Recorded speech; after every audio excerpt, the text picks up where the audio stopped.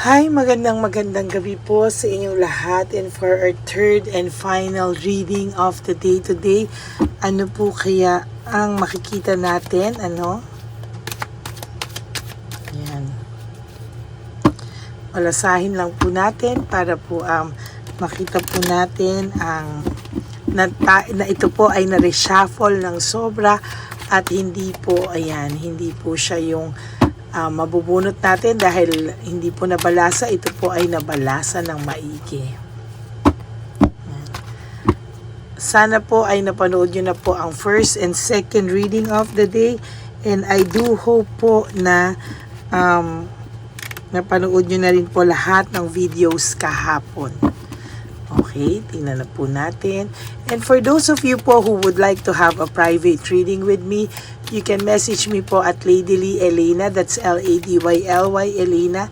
Nasa dulo po yan ng ating video. Diyan nyo lang po ako makokontak. That's my only official and legit FB account. Yan.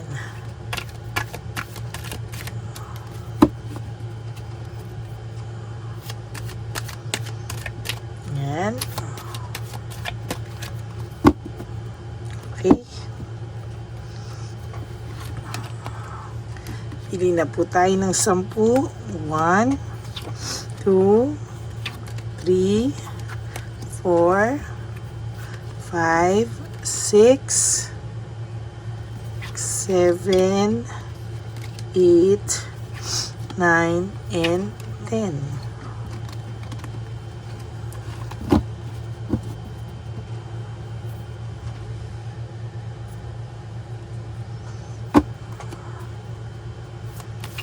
Ito naman po.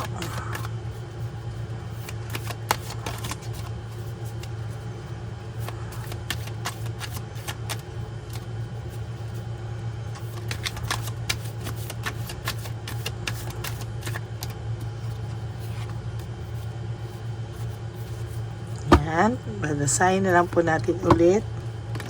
And please, huwag niyo pong skip to, no? Dahil dito po tayo kumukuha ng energy para sa inyong lahat. Pili na po tayo ng 10. 1, 2, 3, 4, 5, 6, 7, 8, 9, 10.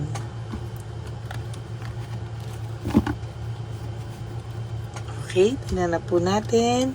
Simulan na po natin ang pagsasanib puwersa.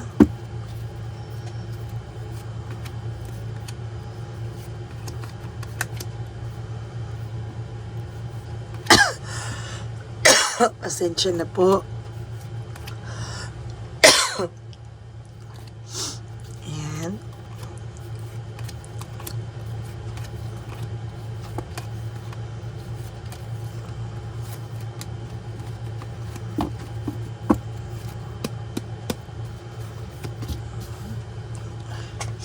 Leaving behind, walking away, iniwan ka po ng taong ito. No, for water sign, iniwan ka po ng taong to, and somehow naramdaman niya po yung galit mo nung nangyari ito. Somehow po itong taong ito ay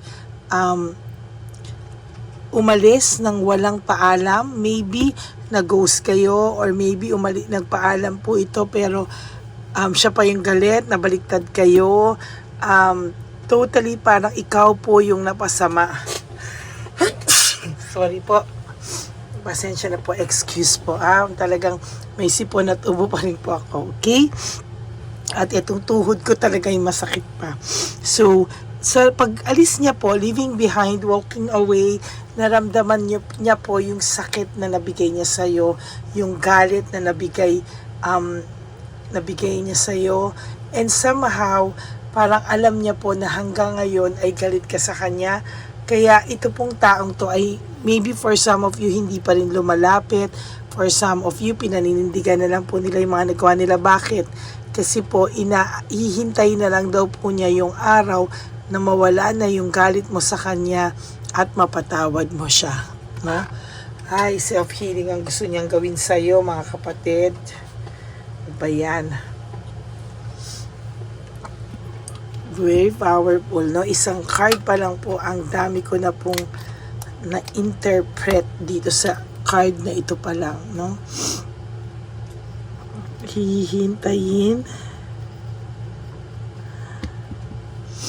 niya daw ang araw na mawala na ang galit mo at mapatawad mo siya.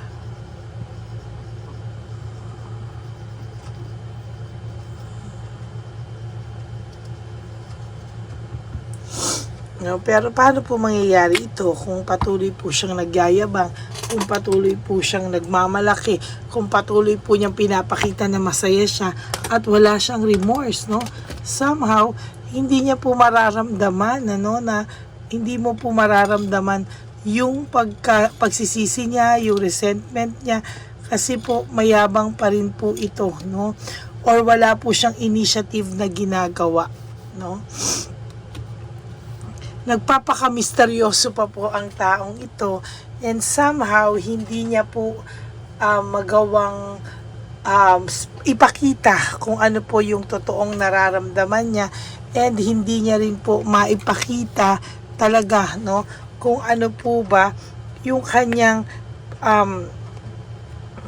yung walang ego, no, yung walang pride, yung walang ego, hindi niya po yan maipakita sa iyo, sa totoo lang, no? Deception and manipulation, kahit ngayon po na wala na kayo, na mamanipula niya pa rin po kayo. Why? Napapaniwala niya po kayo na masaya po kayo sa sitwasyon niya.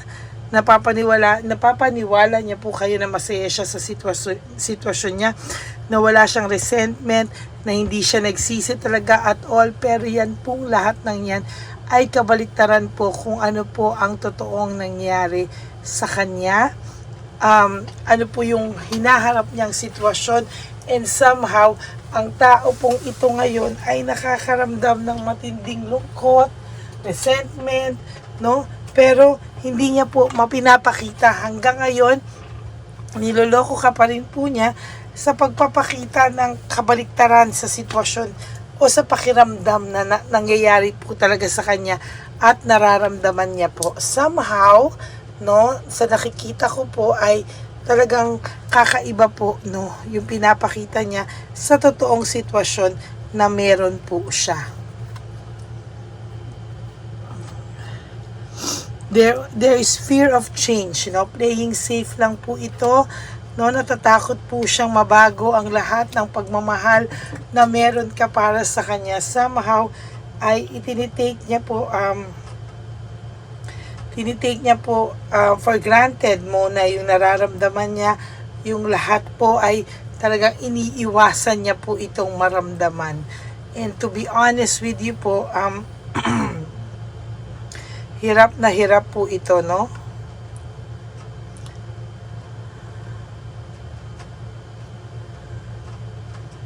Ay, nako.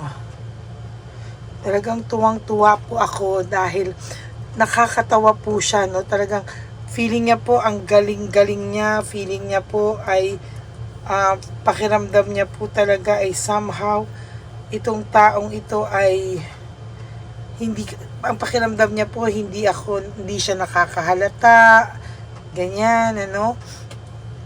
Yan po yung pakiramdam niya. Ayan, no?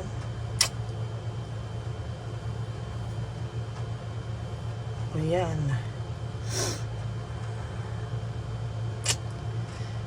Ay.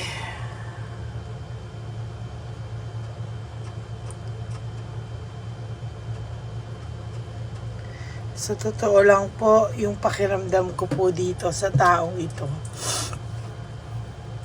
parang gusto niya isurrender na lang, no? Kung ano na lang mangyayari, bahala na bukas. Kung mapapatawad mo siya, maganda, no? Doon po siya gagawa ng paraan. Pero kung hindi mo siya mapapatawad, parang hindi po siya magkakaroon ng lakas ng loob na sabihin sa iyo ang totoo niyang nararamdaman at ang kanyang pagsisisi po, no? i-connect na lang po niya lahat, no? Bahala na kung ano man ang mangyayari. Bahala na bukas kung mapapatawad niya ako. Kung ano ba ang pwedeng mangyari dito. Parang hindi po siya, wala siyang balak gumawa ng paraan, wala po siyang balak na mag-initiate, no? Yan, no? Yung sinasabi ko sa inyo, false success, living beyond means. Hindi po totoo yung mga saya na ipinapakita niya. Hindi din po totoo yung mga na okay na siya sa pinili niya, na hindi ka na niya mahal, na mahal na niya yung bago. Hindi po totoo lahat, no? Somehow, peke, no? Peke po yung nakikita ko dito. Talagang sa nakikita ko po dito, peke po yung nangyayari, no? Hindi po totoo, no? Hindi po talaga maayos, hindi po talaga ito totoo, sa totoo lang. Disappointed nga po siya sa the way, ang pagtakbo po ng buhay niya ngayon, disappointed po siya sa buhay niya, no? Bakit po ganito, kino-question niya po, bakit ganito po yung takbo ng buhay niya. And so far, talagang sa nakikita ko po dito, malungkot po ang taong ito.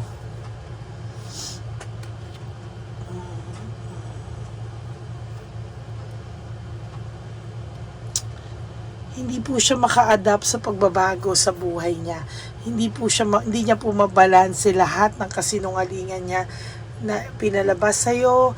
Hindi niya po mabalanse lahat ng masasakit na na nagawa niya sa iyo, kasinungalingan na nagawa niya sa iyo. Somehow po ay meron po akong nakikita dito na tinatry niya pong panindigan na lang at i-adapt yung mga pagbabago sa buhay niya, yung mga bago sa buhay niya na hindi naman siya happy, pinagsisihan niya rin po yung mga bagong tao sa buhay niya. Pero ayan, no, adapting to change, no? Balancing his deception. Yan po talaga ang nakikita ko, no? Hindi niya po kasi pinag-isipan. Ilang beses po na yan lumalabas, hindi niya po talaga pinag-isipan. And somehow sa nakikita ko po ngayon ay talagang gulong-gulo po itong taong to. And talagang sising-sisi po siya. At talagang hihintay niya raw yung araw na maging masaya ka at mawala ang galit sa puso mo at mapatawad mo na lang siya. Dahil right now po, nakakaramdam siya talaga ng matinding takot, lungkot, at loneliness, no? Sadness and loneliness. When you say sadness, it's very, very deep, no? Malalim na kalungkutan, lahat po, no, may takot siya, marami po siyang takot, marami po siyang sadness and loneliness na hindi niya po ma-explain. Tinabihan pa ng anxiety, trauma, and hopelessness. Pakiramdam niya po ay wala ng pag-asa, no? Ang pakiramdam niya po ay nawala na siya ng tuluyan ng pag-asa na somehow magiging okay pa kayo. Kaya tinutuloy niya na lang po kung ano po yung meron siya sa ngayon, no? There is financial security, no? Sa nakikita ko po dito ay meron akong nakikita na mga maayos ang magiging buhay mo, maayos yung mga susunod na desisyon mo sa buhay mo, and somehow aayusin mo palalo ang buhay mo, no? You will go with the flow, pero nagkaroon ka na rin ng lesson, and somehow gusto mo ring intindihin na yung sarili mo. Sabi ko nga po sa inyo, para po dun sa mga third party na mabubuntis o nabuntisan o mabubuntis o nagkaanak sila, yan po ang simula ng kalbaryo sa buhay nila, no? Dapat hindi po naaapektuhan yung mga bata, pero somehow po sa nakikita ko po dito ay magiging malungkot po ang mga susunod lalo nilang araw, at ang masaklap doon po ay nandamay pa po ng mga bata, no? Mga walang inosenteng mga bata, no? So, anger and argument. Araw-araw po ay laging may nakikita akong tensyon, argumento, pag-aaway. Hindi po sila masaya. Malayo po sila sa samahan na meron kayo nung araw. And as a matter of fact, hindi po niya makukumpara yung pagsasama nyo. Sabi ko nga po sa second reading, if I'm not mistaken, kung second reading man yon, sabi ko po sa inyo, hindi ko na masyadong naaalala na pagka na-release ko na yung energy, no? Ibang energy na talaga yung binabasa ko. Parang yun nga yung sinasabi ko po na hindi po makukumpara yung samahan nyo. Yung samahan nyo pa rin po ang iniisip niya at yung samahan nyo po ang hinahanap-hanap niya.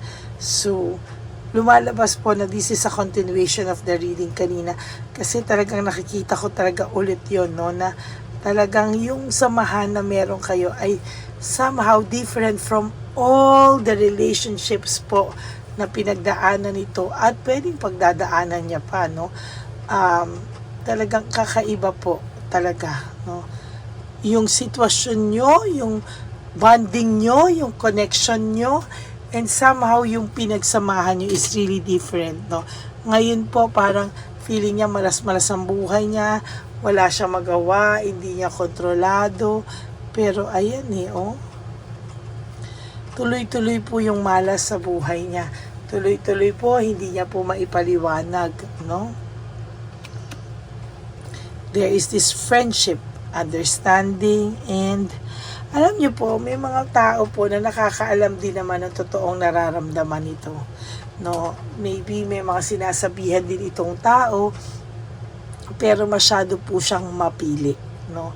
Masyado siyang mapili. Even po sa mga pamilya nito, kamag-anak nito, hindi po siya sumasagot, hindi po siya nag-umaamin ng mga totoong nararamdaman niya. Pag may mga nagtatanong sa kanya, pag mayroong mga kasi piling-pili po, no, ayaw na ayaw niya po na makakarating sa iyo at ayaw na ayaw din po niya na iisipin ng mga tao na siya po ay nagsisisi, na siya po ay nagkaroon ng regrets talaga nang nawala ka sa kanya. Somehow yung pride at ego po nito ay mataas. Ayun, leaving home, making decision, pinagsisihan niya po, ayun, no, pinagsisihan niya po yan at alam niya yung araw na yan, ang araw ng pagsisisi, pagsisisihan niya po, habang hindi po siya okay, habang hindi pa po siya nakaka-move on, pinagsisisihan niya po to everyday ng buhay niya. Simula po nang na-realize niya yung pagsisisi niya. Mental disease, halos mabaliw na po ito kakaisip sa'yo, no? Somehow, naaalala po ni Chabelitang Palakayan and nakikita niya rin po araw-araw na talagang malungkot ang person na to, no? Kaya po, siya po nanliliit din po siya knowing na iba po yung pakita nila sa social media o iba po yung mga press release nila sa mga kaibigan nila. Pero ito po yung totoo, no, na halos mabaliw na po siya kakaisip sa'yo.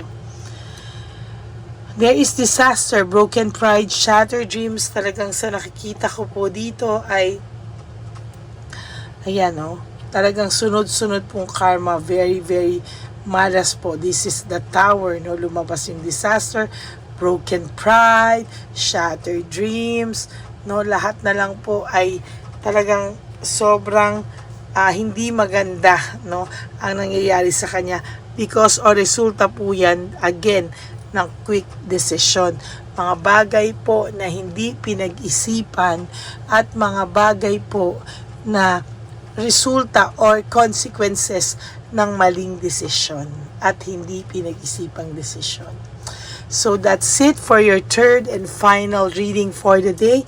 Hihintayin niya daw ang araw na mawala na ang galit mo at mapatawad mo siya.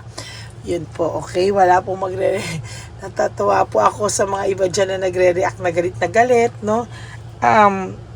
Hayaan nyo po, no? There will come a time naman talaga na mapapatawad mo to, mawawala na yung galit mo. Pero, doesn't mean naman po na babalikan mo pa. For some of you, meron din ako nakikitang meron pa din gustong bumalik. Pero it's really up to you po lahat. Iba-iba kayong decision because iba-iba po kayong souls and energy na nasasagap ko ngayon. Okay? So that's it po at sana po ay relate po kayo and sana naman po ay sana po kayo po ay nakarelate and somehow kayo po ay may natutunang lesson dito po, no? So yan po, no? For those of you po again who would like to book a private reading with me, you can message me po at Lady Lee Elena. That's LADYLY Elena. Nasa dulo po yan ng ating video. Diyan nyo lang po ako mako-contact. That's my only official and legit FB account po. Paki-follow nyo na rin po yan, Lady Elena FB channel, dahil ako po ay nagra-random calls sa aking mga subscribers, lalo na po sa mga bagong subscribers ko.